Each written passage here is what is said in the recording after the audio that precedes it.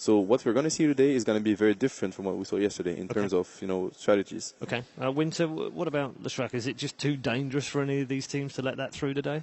Yeah, I think that hero is just way too strong. And I'm going back to what Sat pointed out before this, like when you talk about Secret, they are, I think, the only team, like the strongest team that utilizes the advantage. And when they're pushing out the lanes, they're pressuring you. Every time you make a small mistake, if you look at their games, you give away a pickoff, you're not only giving away a pickoff, you're giving away a tower, or you're giving away Roshan or map control.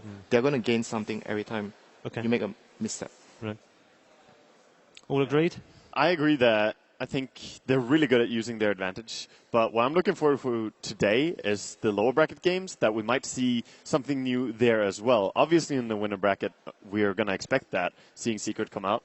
But in the lower bracket, they're now in the best of threes. They don't have best of one pressure anymore. Yeah, absolutely right. Empire, Phoenix, and Cloud9 versus VG Gaming. And Cloud9 meeting VG again on that road. I mean, it would have been Na'Vi or Fiji, and either way around, it's kind of the same thing that happened last time, and one of them is looking for revenge. How do you see that one panning out? It's the last game of the day. Oh, I think that could be one to look forward to, actually. I think C9 and VG is very hard to predict, but it's always spectacular seeing C9 play. I think they need to recover well from yesterday, though. Yeah. Is it, Malini, is it a good matchup for C9, bearing in mind that they can be a bit random, be a bit crazy with stuff, and does that kind of hurt VG? Maybe they don't like playing against. Yeah, I think it's actually a really good matchup for Cloud9. As we saw in day one, they actually looked really strong. They almost beat LGD in their opening match, and he did go for the death hit 5-6 times. Yeah, might actually get him. So Clock or Tusk could set him up for now. When Fear gets another item, I think only Tusk is. I'm just liking the approach right now of Complexity. They don't want to drag this game out. Don't give EG space. Get Desolator, push up, and look for the victory. Maybe now around next Roshan, way to go, and just keep... they seem to have a real solid plan. I know talking to a couple of Complexity guys before this game actually happened, they were saying, you know what, we're not really too scared of EG. We come in here, we know what we want to do, we know how we can achieve it, and it should be a 2-0 to Complexity if they do things the way they plan to do them. And right now, the plan's working for Complexity very, very well. Absolutely. 8 for 3. See Zizzy trying to get in position here to pressure Fear. Now, unfortunately for them, the setup they have there is a Chen. He's pretty garbage at that, so that is not going to happen. Just blink out and TP out. And no control from him. Where do you want to go with Swindermelons for his next item? So we're looking at the Aghanim right now. He's sitting on 3.3k gold on the Queen of Pain. Is this when you look for that control you're searching for? Like, Orchid obviously won't be as effective, but you can go for something more like a Hex.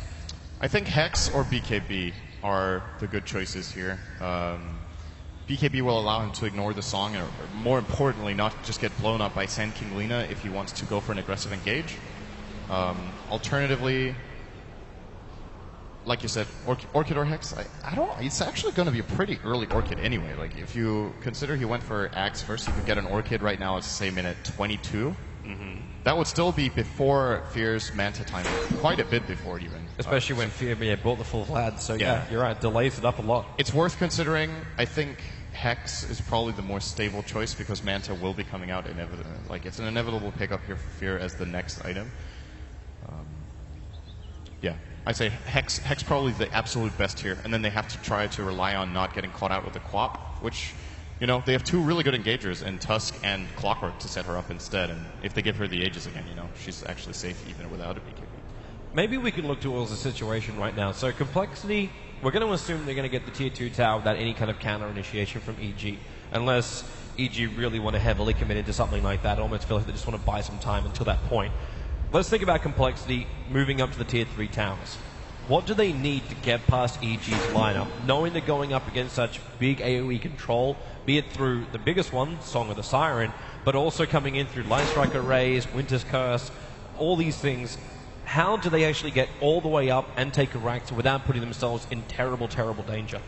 I like the idea of getting a pipe in this particular game. I think against Sand King Lina, it's a really great item choice. Either that or a secondary Glimmer Cape on Chen. So the way EG will be looking to defend high ground will most definitely be either a wraparound with Song of the Siren or just flat out just walking into them and trying to catch and set up for a two-man Burrow Epi.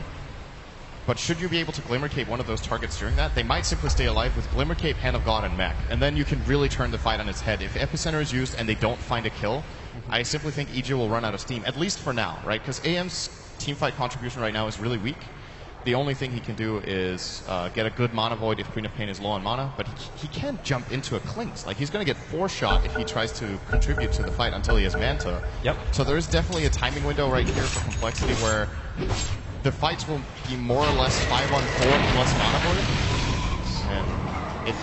And I think they're getting this top tier 2 for free. I would be very surprised if EG even try for this. They'll more likely be looking to trade for bottom tier 1 where AUI is currently pushing out with his Illus. Universe inside Sandstorm will blink out here as Meander is moving down. Yeah, they don't have any detection. Like, that was Fly. Now actually it's the Dire Sentry ward, which is down in the mid lane. If Moonmeaner actually drags his creep wave up, he's going to reveal the Observer ward here, and in fact that's exactly what he does. So EG actually know where Complexity's vision is. But EG also, like, this warding from Aoi, he puts an Observer ward as well as a Sentry ward down inside the Radiant jungle. This looks like a very aggressive warding position for the position they're in the game. It allows Sphere to farm the enemy jungle because he can't farm his own. So generally this is what you want to do when you're under this much pressure, is you will always see the leading team try to invade the enemy jungle and shut them down entirely. And then the logical play is just, well, okay, if they're committing so hard into our jungle, we can just trade, right? You just take theirs and it becomes an even trade after all.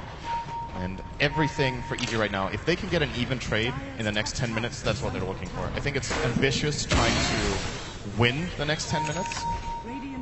But should Fear get a Manta and another item after that? Nice hook shot down, catching out PPD. The Colt's burning, also at the Arctic burn up. So able to run himself away. Meander right behind him, PPD, the TP out, the battery is full. If you kept walking, you might have been able to reach. But the TP out in time will be saving the Winter Wyvern. And PPD relied on the fact that it looked like Moon Meander just simply didn't follow him, so he took the chance for the TP. If he would have seen Moon Meander following him there, he wouldn't even have tried the TP. Bottom lane, they play Ring a Ring a Rosie. There goes your dust from Universe. At least reveals him, and then Song of the Siren from Aoi. And will TP out. Universe will also get out. And Anti-Mage's Overstate is welcome. So in fact, he just creep skips a little bit behind the tier 1 tower of mid, and then moves up to the Ancient Spear. Moving quite nicely. He's managed to get at least 4 or 5 camps as they put those wards down. This is how EG wants to and needs to play right now. He's trying to maybe backdoor the top tier 1 a bit here. No, he's going to try to cut the wave, but it's going to take a little while before it arrives. He needs to stop the momentum on the top lane. Now that Roshan's respawned, and it's a quick respawn as well for Complexity. So timing is on their side. All this space which we're talking about, which EG need to create to make sure the Anti-Mage can farm up, can get to Mana Style, it's going to start to disappear very quickly. Yeah, he's going to try for it. He's trying. Linked in there, but he's probably going to give up on it right now. But he still forced him out. And this is a game of cat and mouse right now. It's about, can Fear jump from lane to lane without getting caught too much? So far he's doing a great job. Hasn't even died this game yet.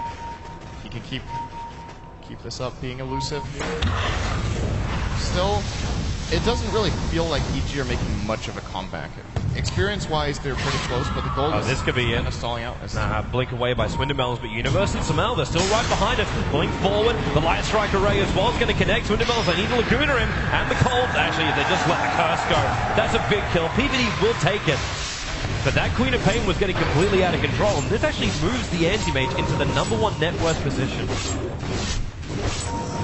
This is where, if you're Complexity, you need to be careful of not slowing down too much. They've played a very, very good super early game, but their strategy just has a weakness when we come to minute 35. Unless if they can secure Zizzy to be able to attack during the entire fight, he can still do a great job against AM. This is a very good step in the right direction. Yep, taking out Roshan. Easily claiming the Roche here. 23 minutes in. That's with the Aegis. Close to BKB as well. I wonder if he's going to go for a crest actually after that, or if he just keeps the medallion here. But BKB, I agree with him. You almost look at Complexity's point of this game right now, and I don't think he wants to plan for another item after this. Like, get the BKB, push up and take a Rax. The only reason you're getting another item is because you're looking to prepare yourself to go in again on EG space. If they waited any longer, like you said, 35 minutes being a big mark, they kind of have to go sometime soon. Sumail also have to be careful when Fly's moving around that close. He's got Blink Dagger as well as the Glimmer Cape. And we were wondering what Swindle was going to go for. It's going to be an Octarine 4. this looks right now, I do not think this would be a Bloodstone. I think it really. It wouldn't make much sense. It's a weird position to buy Bloodstone in, I think. So, Octarine. I don't know. I'm not completely sold on that item on Queen of Pain just yet. I've seen it picked up in a couple of games. I think it can be great sometimes. Of course, lowering the cooldown of his ultimate even further, so it's going to be down to 30 when he does have that, which, I mean, it's great. And the blink cooldown would be very low as well. But generally, Queen of Pain's impact in these team fights is going to be, one big burst, and then you have to kill 1 or 2 key targets. And Octarine Core doesn't really help with that burst, whereas you could be looking at something like perhaps considering a Refresher for a really big burst output, a BKB for more flexibility with how you engage, or even the Hex for added utility. Octarine is a little bit of an odd one out, which gets like exponentially better the more items you have. It also reduces the cooldown of them, but he has no active items apart from Bottle 1 and Treads, so Yeah. it's not really that useful right now. It's the no disable lineup built from him. I suppose at the same time he's got Fly for his disables as well as the Chan, but I'm still waiting for this push to come. Like Complexity, they were moving across the... Yeah, it's really stopped right now. It's very, very stopped. But yeah, I agree. This is a classic EG game, though. They're very good at playing the defensive waiting game where they farm up a heavy one position for fear. They've done this multiple times before. They have great high ground defense. Historically, it's been... the old EG with Mason on it, there were a couple of strategies for EG that revolved around having like the most absurd amount of team fight and a mega hard carry, like a Naga Siren or an Anti-Mage, and they would play like Sand King and Tidehunter and Enigma in the same lineup, something like that. Just, how do you high ground against that, right? Yeah. Times have changed. It's not as good anymore. But there's still, there's still some leftovers here. They really favor their teamfight heroes here for, of course, Universe, and this time around the Windsor Wyvern.